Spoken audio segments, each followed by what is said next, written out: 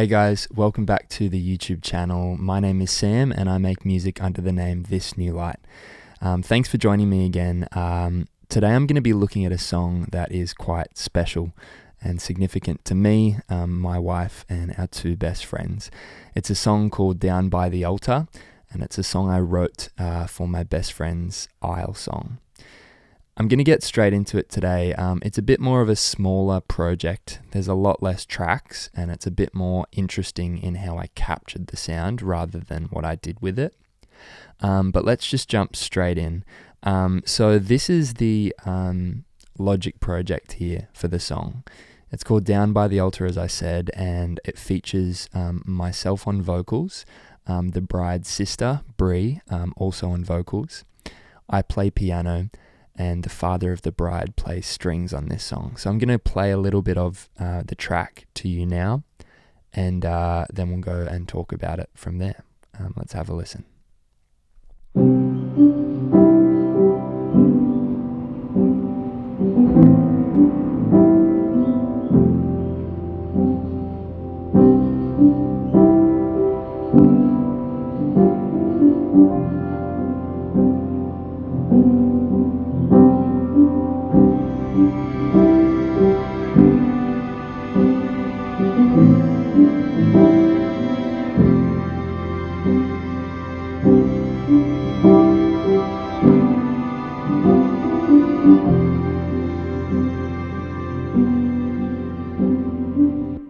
Okay, I'm going to stop there so you can kind of get an idea of the sound that we're capturing.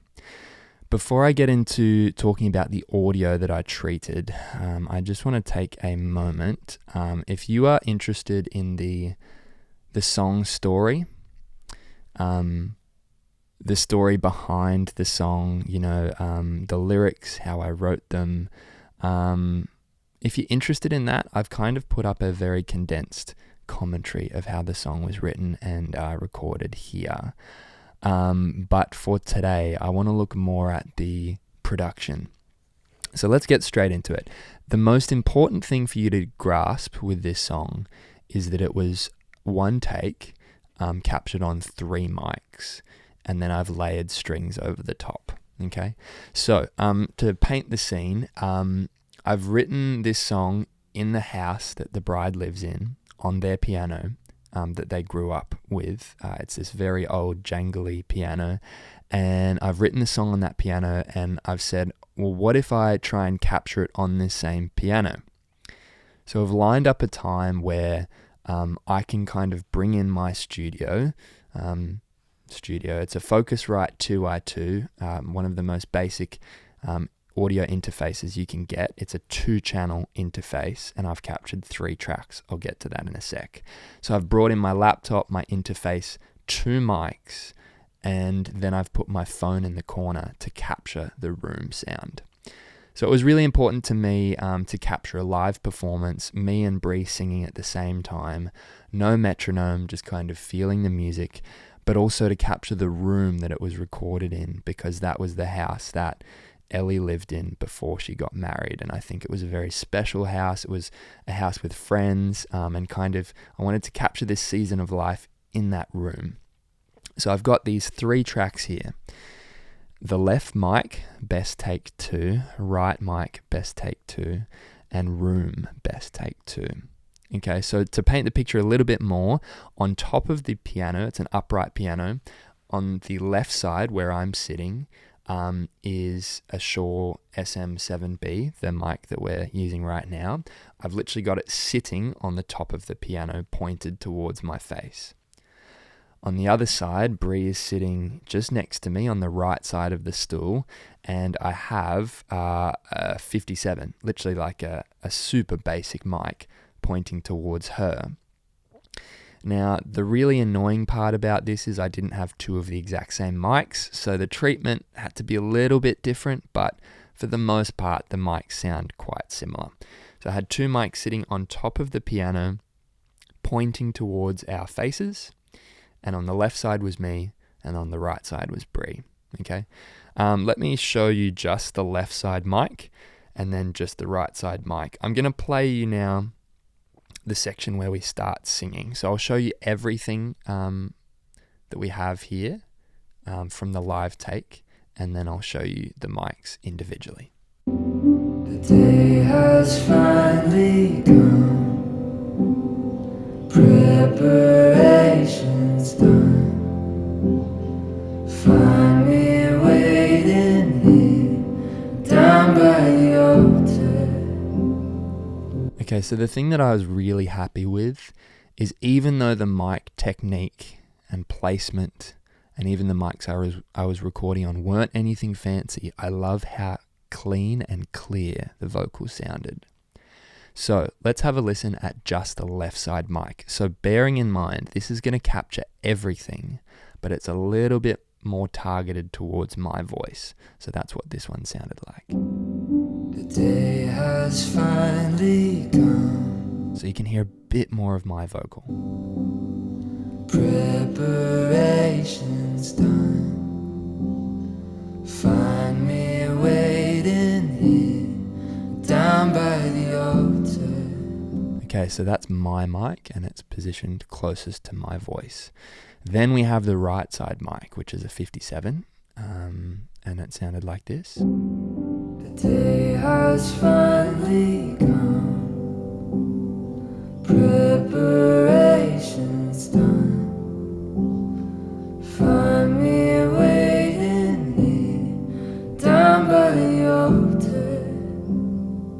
Okay, so there are two mics, and we get a little bit more of me in one and a little bit more of Brie in the other. And just to get a spatial feeling for that, I've panned my voice to the left and Brie's to the right to kind of mimic how it would have sounded in the room. Okay, I'm just going to take off these freeze, processing things, and just have a listen to what I've done. I'm going to be honest, I think it's very minimal. Okay, so we have firstly an EQ, which seems quite odd, up to 3000. Let's see if I can take that off and see how it changes. That's quite strange. The day has finally. Interesting. Okay, that's a very Sam thing to do. You might notice on this mic sometimes, because it's such a quiet mic, you have to gain it up a lot, and then you can get some like noise floor sounds.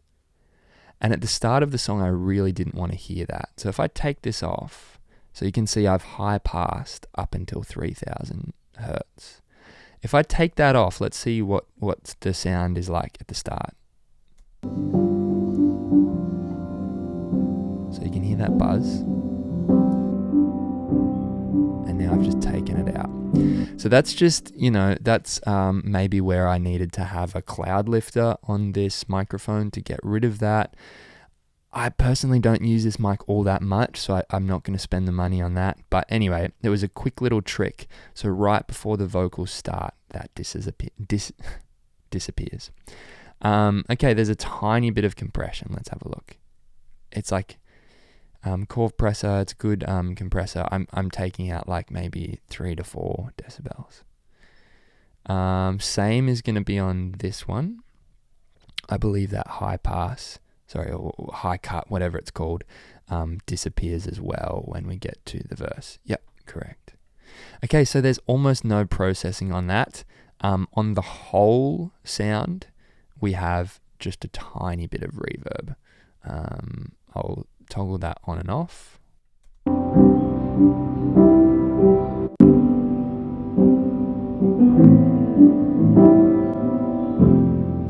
I love that reverb. Valhalla vintage verb. Now I would produce this very differently. I'd put this on a bus and then you could kind of control it, EQ it, all that kind of stuff. But I wanted to keep it simple. So pretty much we have our left mic, our right mic, almost no treatment. And then we come to the phone mic, which is really cool. So this was positioned in the far corner of the room. It was quite a big room, like a living room. And I literally just hit record on my phone and captured everything that was there. There's a little bit of EQing on this, so let's have a listen to that sound. And we'll go from about here so we can hear the vocal come in.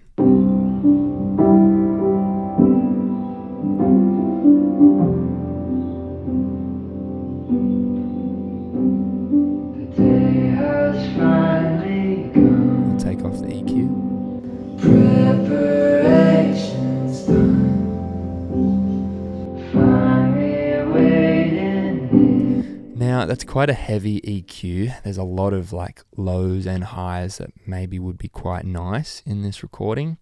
But I wanted a lot of the warmth and roominess to come through more.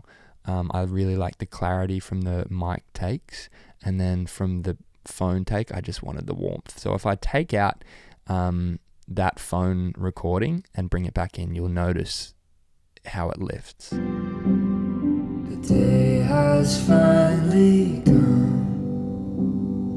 Preparations So we hear a lot of the vocal, which is good. find me waiting here, Now I'm down by the altar. gonna bring in the phone.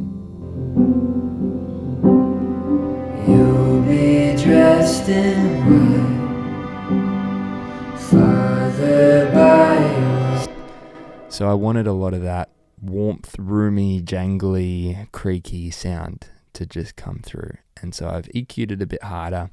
Because it's a phone recording, I didn't think the highs would sound that good, and so I've made the piano sound nice and dull.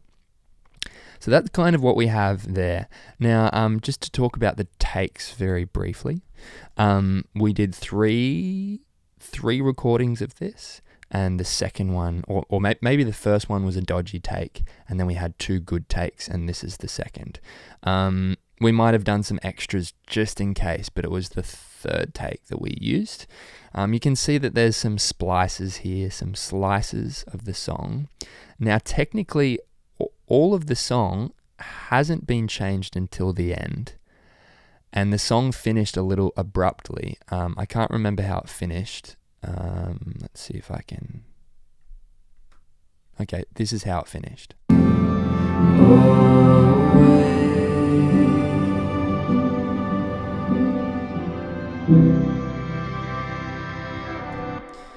So the piano finished there right after the voices did.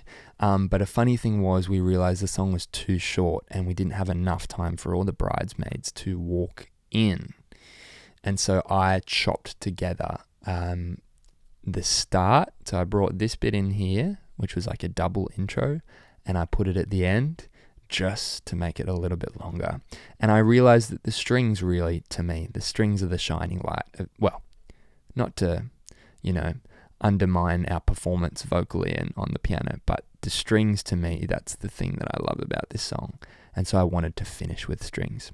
Okay, so that's kind of the bones of the song. The metronome, it doesn't exist.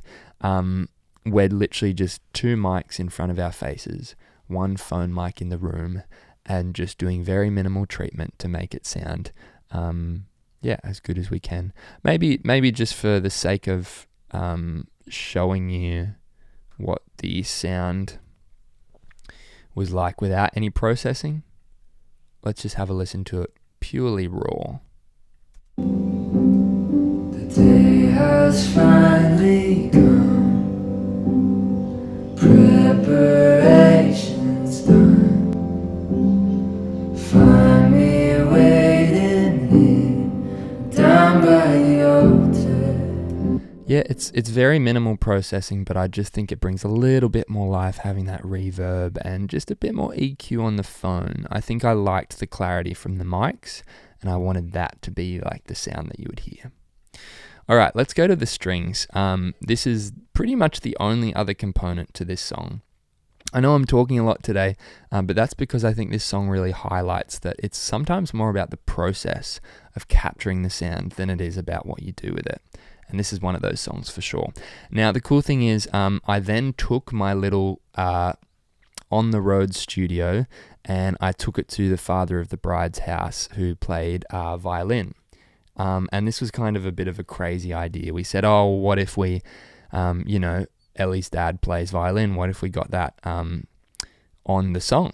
And so we gave it a shot, and I had to do a bit of chopping and a bit of pitch correction here and there. But it was very, very special to have almost like this whole family performance on this song. So I'm going to show you how I kind of built the track.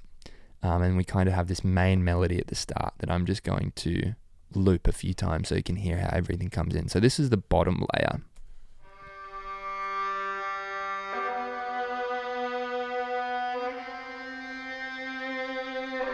So we have a low kind of, I call these low, long tones. So we just have these kind of long tones that just follow the chords. On top of that, we have Artie playing very high on the strings, and that's what this sounds like.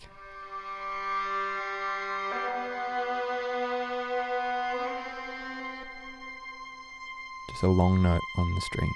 This is probably something I've adopted from Nova or More, that he has these really high strings and it sounds incredible. So we have our long tones, our high strings, and then another part comes in.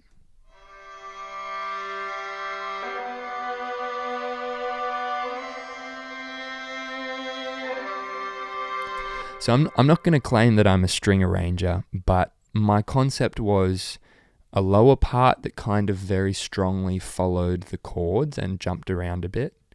A part slightly higher that kind of just very slightly moves in between the chords.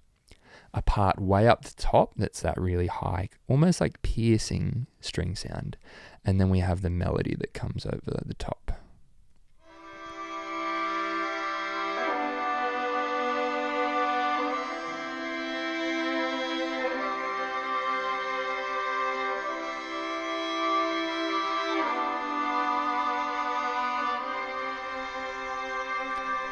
Okay, so that's what I captured. I had to cut it up a little bit, there's plenty of cuts there, and there's some pitch correction, and some of it I might have even changed the notes afterwards.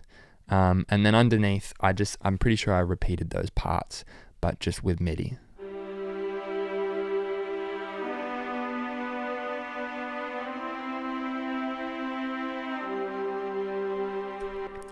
More because, I captured this maybe on the SM7B or a 57. And I'm not going to lie, I've never done live strings before. And so I wanted to capture a bit more of the generic sounding strings. And so I think without it, you lose a bit of that warmth. So let me just introduce the MIDI as we go.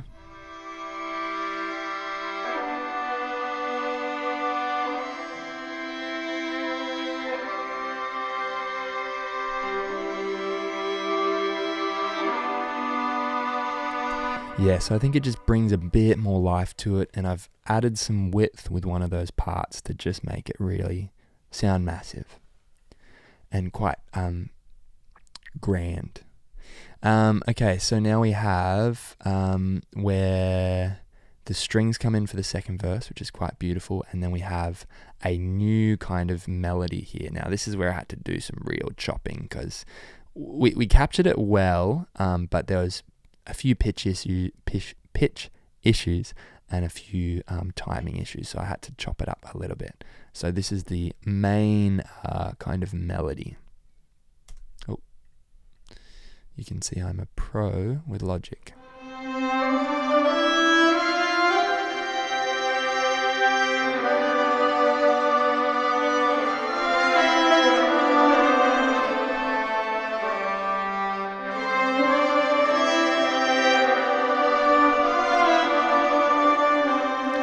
Really cool.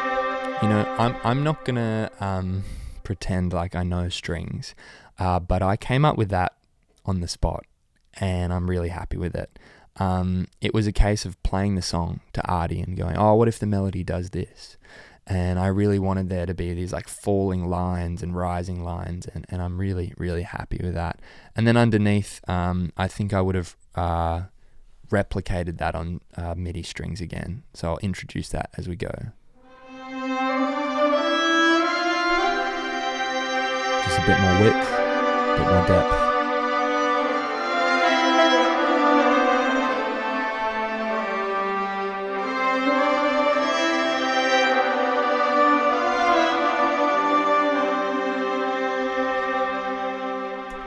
Cool. So that's that section.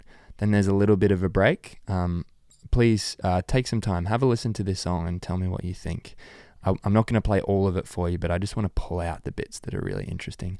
Okay, I'm just going to show you the chorus strings. So we've got, again, probably some different chords and melodies, some MIDI lead, and yeah. Anyway, I'll just play purely just the strings and MIDI through this section.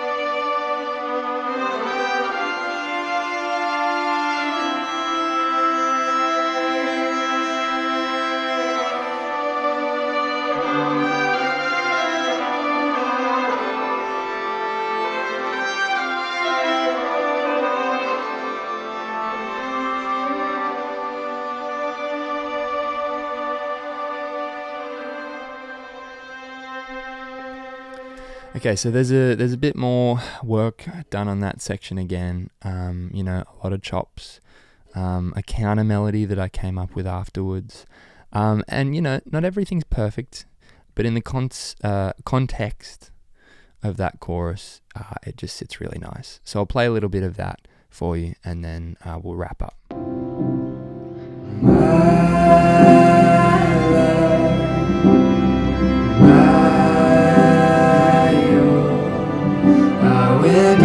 Myself to you always, born of my bones, my flesh. I will give myself to you. I will give myself to you always.